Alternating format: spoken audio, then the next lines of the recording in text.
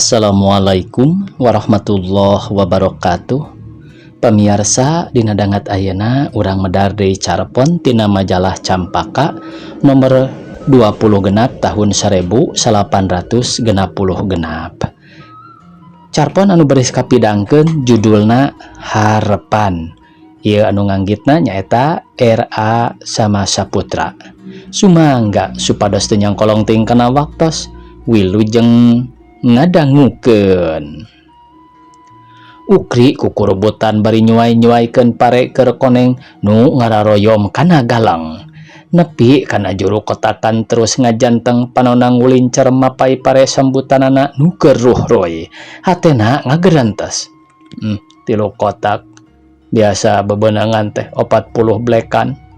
Jadi meureun aing pibogaeun tetengahan teh 3 kali 40 dibagi 2 60 black dijual saware keur meuli baju samping pamajikan jeung barudak si Otong, si Oni, si Tata keur aing.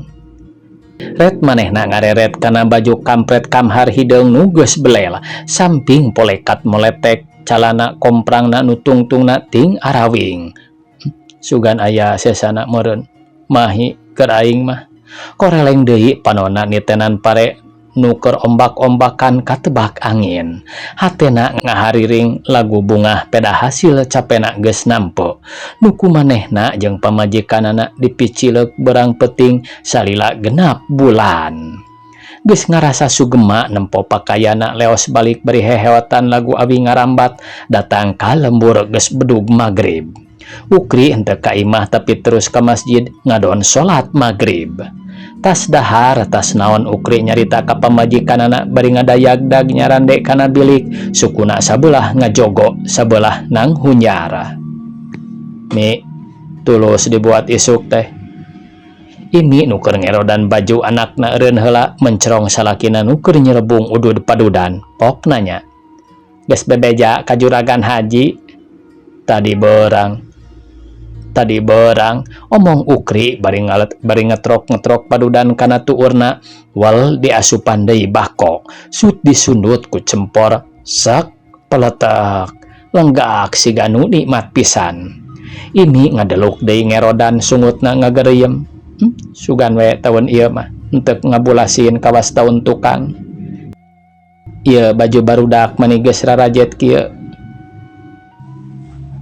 Pira kusugan da hutang ka juragan haji ayeuna mah teu loba. Omong Ukri bari nyembutan si bungsu nu keur sare tibra. Upama aya sesana kuring bisa meuli baju da mani geus salakat awak teh sanyana. Ini nyaritana eureun heula tina ngerodan. Puguh we ngolah akang oge hayang da sarua pada teu boga baju.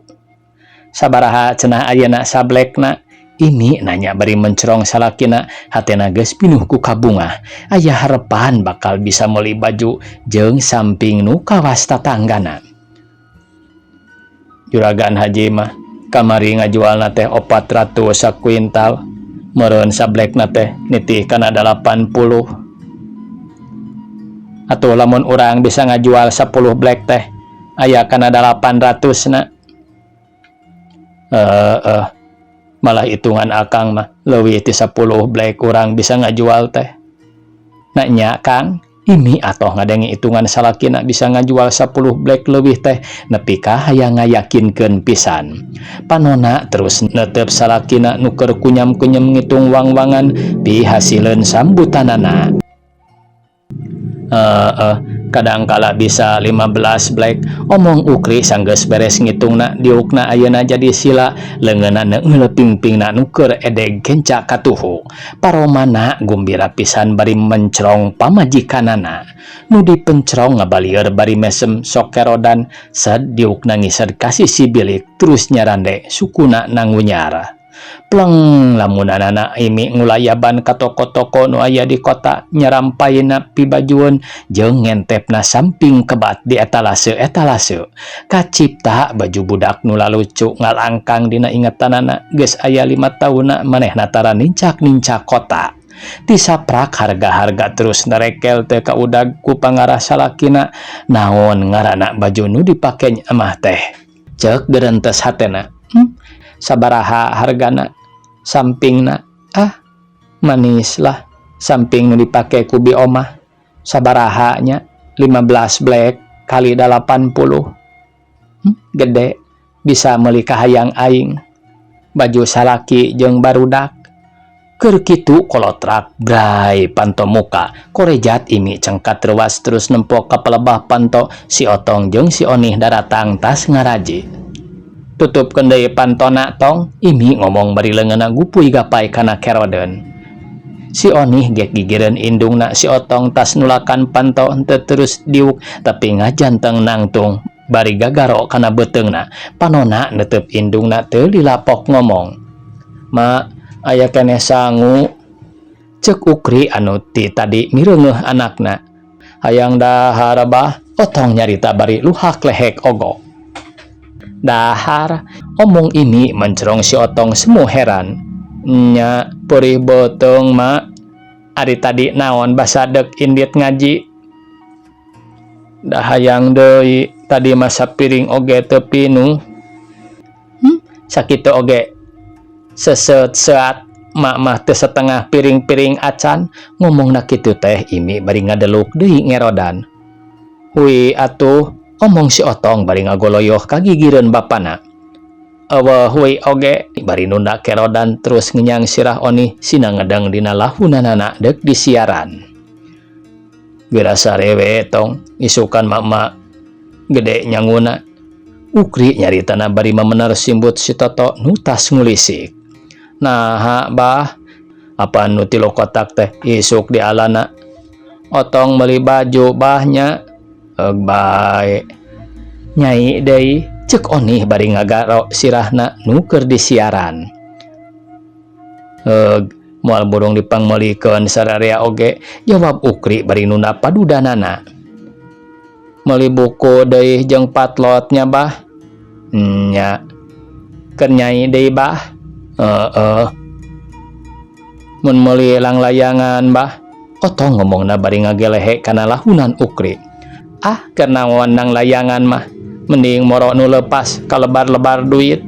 Ini nu tadi ngabetem bae milu ngomong panona teu leupas tina sirah Onih.